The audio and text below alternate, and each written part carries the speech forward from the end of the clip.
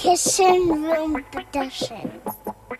Yo, Hubs, welcome, man. Welcome to the spot, man. Peace. Clap it up one more time for Hubs. It's a very welcoming environment, isn't it? It is. And where you made the trek from? Where you came from? Pittsburgh, PA. Pittsburgh. So Yeah, that PA. you came straight here from Pittsburgh. Pennsylvania. Yes, sir. I mean, it's only appropriate. You Steelers fan? Still city all day. Steelers, Pirates, Penguins. Go Pens again. Now, are you a Pittsburgh native, or did you wind up there? No. It's same. I've been in the Burgh since day one. Oh wow. Okay. I went to college, upstate New York, for a couple years. Lemoyne College up in Syracuse. Oh, yeah.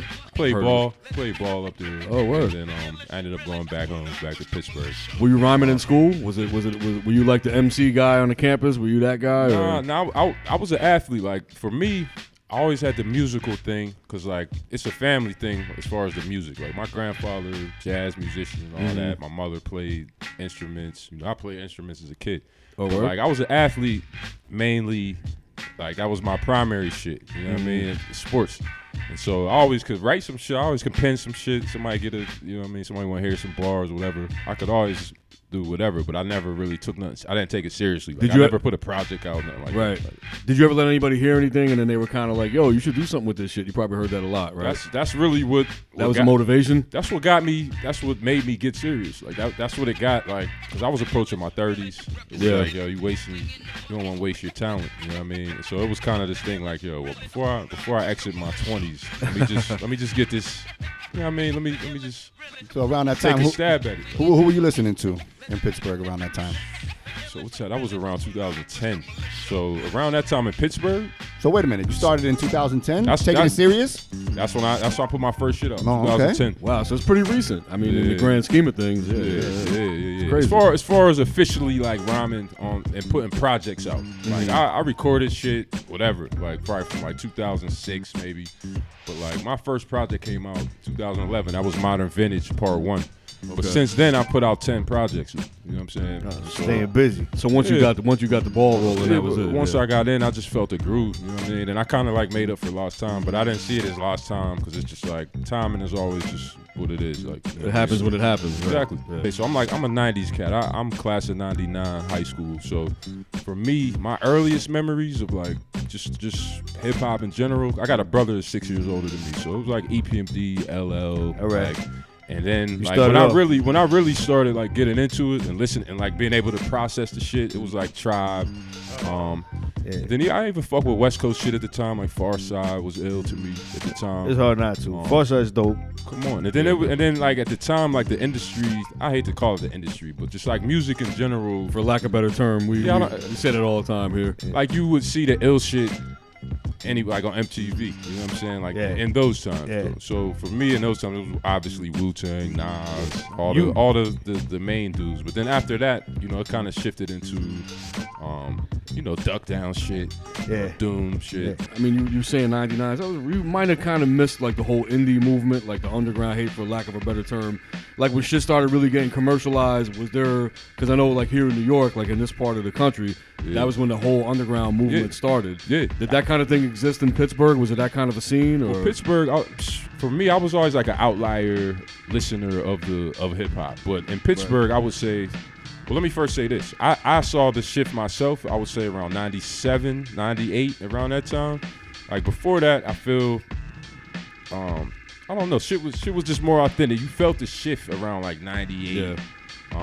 That's when I wasn't getting the same thing out of the people that I rocked with prior to that. It seemed like even things got watery after that. Well, there was a lot of people trying to hang on. They were people from the era before were trying to do whatever they thought. They got compromised too. Like there was a new initiative at that point, and they got compromised to that. Totally. So then you had Lil Wayne and all them cats, Diddy, cats. The game shifted to a different theme, and it was like you can go that route, or you could stay the indie route and keep it pure, but it's going to be. It's not going to be the most lucrative. Yeah. You ain't going to be making Lil Wayne money, but then you got to weigh what's important to you. What's your priorities? Is it staying true to your art, or is it just, you want to dive into the fucking, to the pits for the money? Man, for me, the shit, going this route, honestly, like for me, I mean, first as a listener, but just as an MC, it chisels you, it keeps you chiseled, like to be in this lane. Like, I feel like if you're on the other level, the cats went in 98 and went that way, it's like, yo, there's a lot of manufactured shit. Like, you have to play the mask and play the role. And for me, that's a stretch on your spirit.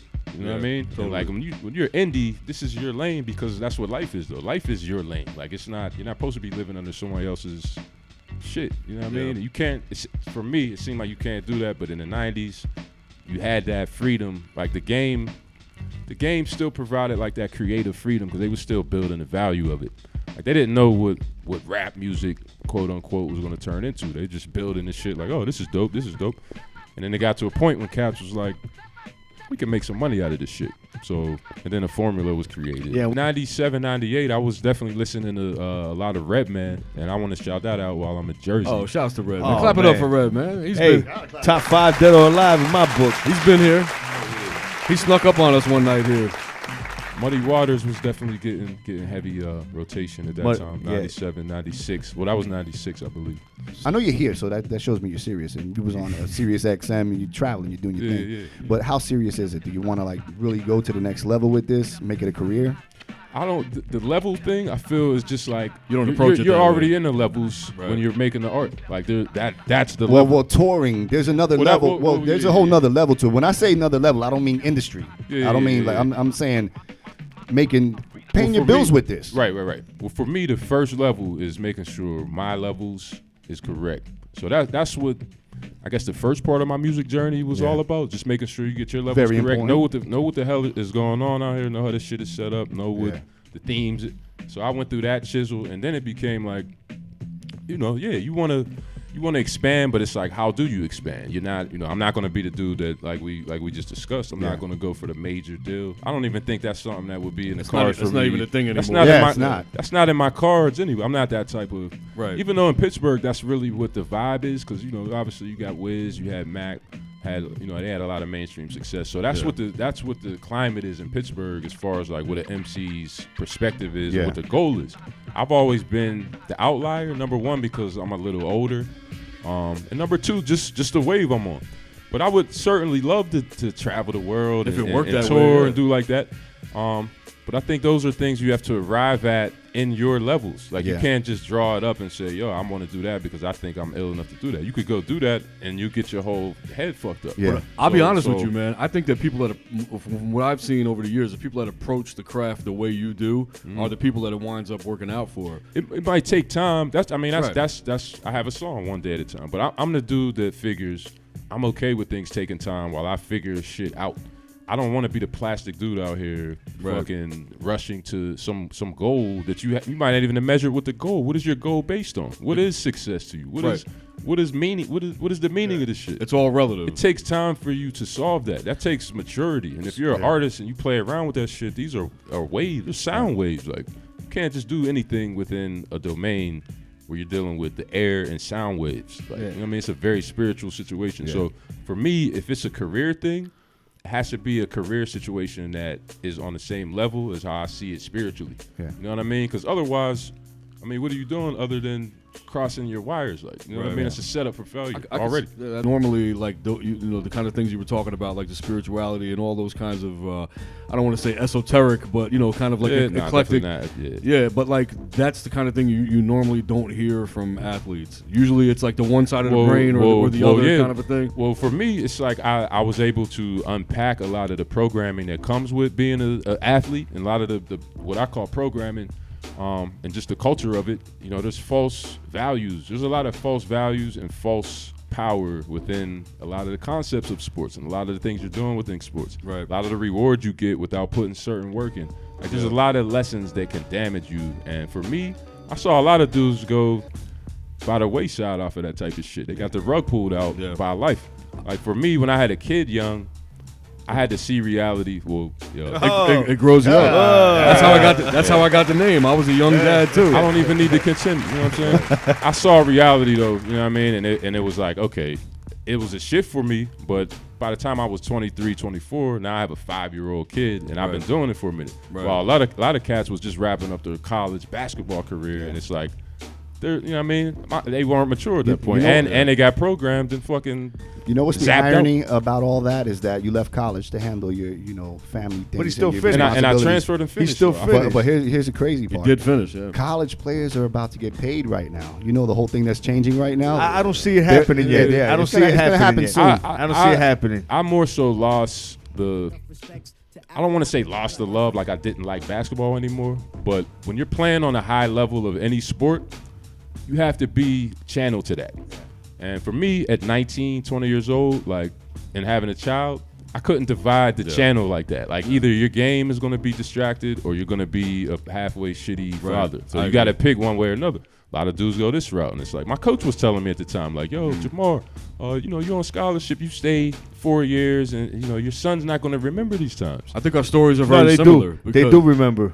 And I'm like, "Yo, it's not about what they remember. I want to remember his first step. I want to see. Exactly. I want to be a part of that." Right. Subs, Still City, Pena. Hey, flip the script. Hey, check it. Hey. Does anybody know these geeks? Tossing peanuts from the nosebleed seats. It's no place like home. Been on the road this week. Though Gil Scotto have you feel like going home is the crease. Don't fold in the seats. 4-finger fastball. Oil up the pitch. Grace the catalog. Slape the oil on the dish. Ordered up the fish. Up the velvet rope. Travel on the velvet rope where Babylon is set to blow. We'll see illusions fall in 2020, and if you miss it, then the truth will fall in 2020. Until the ice melts. Pen game, yo, the ice felt. Freestyle the rest of it. Come through on some extra shit. Turn you to a vegetable, kid. These dudes rapping like some pricks. It's J-Hub, yo, I'm tuned in. Come through like a tooth, make your tooth spin. I don't give a fuck, it's the groomsmen, birthing shit. Come through like some Hercules. Yo, this all off of the top. It's J-Hub like a barbershop. Chisel shit. Come through ill with the missile shit. Yo, get a glimpse. Flip the script. I don't give a shit. Yo, this off the top though. Shout to Pablo. That's my man since we was young guapos. I don't give a fuck. J Council. You got the shit beaming at me. Yo, I put the beams at you. Flash it right back at him. Straight from the telescope. And like I said, I'm on a velvet rope. And yo, I'm still hella dope. Since the 90s, and I don't give a fuck, you can't find me if you find me. Yo, I'm tight grimy, but I'm still chill though. Yo, I got the chill flow, flipping on the jazz shit.